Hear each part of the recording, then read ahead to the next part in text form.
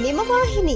ಇದ್ದಿದ್ದು ಇದ್ದ ಹಾಗೆ. ನಾಗಮಂಗಲ ತಾಲೂಕಿನ ಸಾರ್ವಜನಿಕ ಆಸ್ಪತ್ರೆಯ ವಿರುದ್ಧ ರೋಗಿಗಳು ಮತ್ತು ಸಾರ್ವಜನಿಕರಿಂದ ಹಲವಾರು ದೂರುಗಳು ದಾಖಲಾಗಿದ್ದ ಹಿನ್ನೆಲೆಯಲ್ಲಿ ಇಂದು ಸಾರ್ವಜನಿಕ ಆಸ್ಪತ್ರೆಗೆ ರಾಜ್ಯ ಮುಖ್ಯ ಜಾಗೃತ ಅಧಿಕಾರಿ ಕೆಆರ್ ಶ್ರೀನಿವಾಸ್ ಅವರು ದಿಢೀರ್ ಭೇಟಿ ನೀಡಿ ಅಧಿಕಾರಿಗಳಿಗೆ ಅಚ್ಚರಿ ಮೂಡಿಸಿದರು.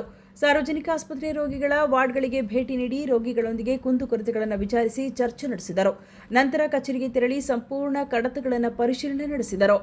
ಸಾರ್ವಜನಿಕ ಆಸ್ಪತ್ರೆಯ ಹಲವಾರು ನ್ಯೂನತೆಗಳ ಕುರಿತು ಅಧಿಕಾರಿಗಳನ್ನು ತರಾಟೆಗೆ ತೆಗೆದುಕೊಂಡರು. ಸರ್ಕಾರದಿಂದ ಬರುವಂತಹ ಸೌಲಭ್ಯಗಳನ್ನು ಸದುಪಯೋಗ ಪಡೆದುಕೊಳ್ಳಬೇಕೆಂದು ತಿಳಿಸಿದರು.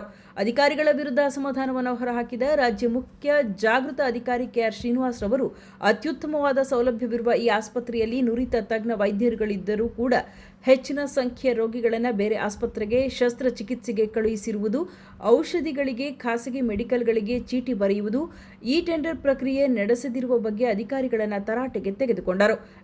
ಆಗಲಿ ರಿಪೇರ್ ಇಟ್ಕೊಂಡು ಮಾಡಲಿ, ಇದೇನೋ ABR ಸಪೋರ್ಟ್ ತೆಗೆದುಕೊಂಡು ಮಾಡಲಿ, ನರ್ಸಿಂಗ್ ಸ್ಟಾಫ್ಸು, ಫಾರ್ಮಸಿಸ್ಟು ಎಲ್ಲ ಇಂಟೆಂಟ್ ಇಸ್ ಇಂಪಾರ್ಟೆಂಟ್. ಅಲ್ಲ ನೋಡಿಯಪ್ಪ, ಸಾಕಷ್ಟು ಆಸ್ಪತ್ರೆ ಗೊತ್ತಾಯ್ತು. ಈಗ ನಾನು ಸಿಬ್ಬಂದಿ ಒದಗಿಸೋಕ್ಕಾಗಲ್ಲ, ನಾವು ಶಿಫಾರಸು ಕೊಡ್ಬೋದು ಅಷ್ಟೇ, ಮೇಲಧಿಕಾರಿಗಳು ಮಾಡಬೇಕಂತ.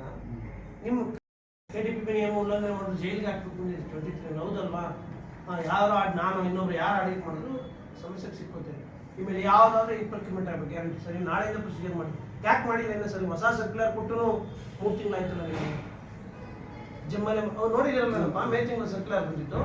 ಜಮ್ಮಲ್ಲೇ ಆಗಬೇಕು, ಎಲೆಕ್ಷನ್ ಕೋಡ್ ಆಫ್ ಕಂಡಕ್ಟ್ ಮುಗಿದಿತ್ತು, ಇಷ್ಟೊತ್ತು ಗಾಲಿ ಪರ್ಚೇಸ್ ಮಾಡ್ಬೋದಿತ್ತು. ನೀವು ಸದ್ಯ ನಾವು ಹೇಳಿದ್ರೆ ಸರ್ ನಾವು ಮಾಡಿದ್ವಿ, ಜಮ್ಮದ್ ಬಿಡಿ, ಜಮ್ಮದ್ ಬೇರೆ. ಹೊನ್ನಾವರಕ್ಕೆ ಹೋಗಿದ್ದು, ಒಂದು ಪ್ರಾಥಮಿಕ ಆರೋಗ್ಯ ಕೇಂದ್ರದಲ್ಲಿ 70 ಲಕ್ಷ ಕ್ಲೈಮ್ ಮಾಡಿದ್ರು ಒಂದು ವರ್ಷದಲ್ಲಿ, ಹೌದಲ್ವಾ? ನೀವು ಜನರಲ್ ಹಾಸ್ಪಿಟ್ಲ್ ಇಟ್ಕೊಂಡು 8 ಜನ ಸ್ಪೆಷಾಲಿಟಿ ಇಟ್ಕೊಂಡು ಆಪ್ರೇಷನ್ಸ್ ಮಾಡಿ ನಮ್ಮಲ್ಲೂ ಬರೀ 70,000 ಆಗಿದೆ. HK ಆಸ್ಪತ್ರೆ ಕ್ಲೈಮ್ಸ್ ಬಂದರೆ ನೈಜ ಪ್ರಕರಣಗಳಲ್ಲಿ ದುಡ್ಡು ಸಿಗುತ್ತೆ, ಹೌದಲ್ವಾ? ಇನ್ನೂ ಒಂದು 70 ಲಕ್ಷ ಜಾಸ್ತಿ ತೆಗೆದುಕೊಂಡ್ರೆ ನಿಮಗೆ ಇನ್ಸೆಂಟಿವ್ ಸಿಗುತ್ತೆ, ಒಂದು 20 ಲಕ್ಷ. ಇನ್ನು 30 ಲಕ್ಷ ರೂಪಾಯಿ HK ಔಷಧಿ ತೆಗೆದುಕೊಳ್ಳಿಕ್ಕಾಗುತ್ತಾ? ನಿಮ್ಗೆ ಏನು ಸಪೋರ್ಟ್ ಬೇಕು ಕೇಳಿ, ಡಾಕ್ಟರ್ಸ್ ಎಲ್ಲ ಬರ್ಕೊಡ್ಬೇಕು. ಕೇಸ್ ಶೀಟು, ನರ್ಸಿಂಗ್ ಸ್ಟಾಫ್ಸು ಎಲ್ಲ ಫೋಟೋ ತೆಗಿಲಿಕ್ಕೆಲ್ಲ ಅಸಿಸ್ಟೆನ್ಸ್ ಬೇಕು ಕೊಡ್ತಾರೆ. ಅದು ನಾನು ಒಂದು ಮೀಟಿಂಗ್ ಕಂಡಕ್ಟ್ ಮಾಡ್ತೀನಿ, ಅವ್ರಿಗೆ ಹೇಳಿರ್ತೀನಿ ಹೆಚ್ಚು ಕ್ಲೈಮ್ ಮಾಡಬೇಕು. ಏನು ಸಮಸ್ಯೆ ಇದೆ ನಿಮ್ಮಂತ. ಇದೇ ಸಂದರ್ಭದಲ್ಲಿ ರಾಜ್ಯ ಮುಖ್ಯ ಜಾಗೃತ ಅಧಿಕಾರಿ ಕೆಆರ್ ಶ್ರೀನಿವಾಸ್ ಮಾತನಾಡಿ, ಸಾರ್ವಜನಿಕರಿಂದ ಹಲವು ದೂರುಗಳು ನಮ್ಮ ಕಚೇರಿಗೆ ಬಂದಿದ್ದರಿಂದ ಇದರ ಮೇರೆಗೆ ದಿಢೀರ್ ಭೇಟಿ ನೀಡಿ ಪರಿಶೀಲನೆ ನಡೆಸಿದ್ದೇವೆ. ಈ ಸಂದರ್ಭ ತಜ್ಞ ವೈದ್ಯರು ಅಗತ್ಯ ಸೌಲಭ್ಯಗಳಿದ್ದರೂ ಶಸ್ತ್ರಚಿಕಿತ್ಸೆ ಮಾಡದೆ ಬೇರೆ ಆಸ್ಪತ್ರೆಗಳಿಗೆ ಕಳುಹಿಸಿರುವುದು ಮೇಲ್ನೋಟಕ್ಕೆ ಕಂಡು ಬಂದಿದೆ. ಅಂತಹ ವೈದ್ಯರ ಸಂಪೂರ್ಣ ವರದಿಯನ್ನ ಪಡೆದು ಕ್ರಮ ಜರುಗಿಸಲಾಗುವುದು. ಆಸ್ಪತ್ರೆಯಲ್ಲಿ ಕೆಲವು ಲೋಪದೋಷಗಳಿದ್ದು ಕಂಡು ಬಂದಿದ್ದು ಇದನ್ನು ಸರಿಪಡಿಸಿಕೊಳ್ಳಲು ಸೂಚಿಸಿದ್ದೇವೆ ಎಂದು ತಿಳಿಸಿದರು.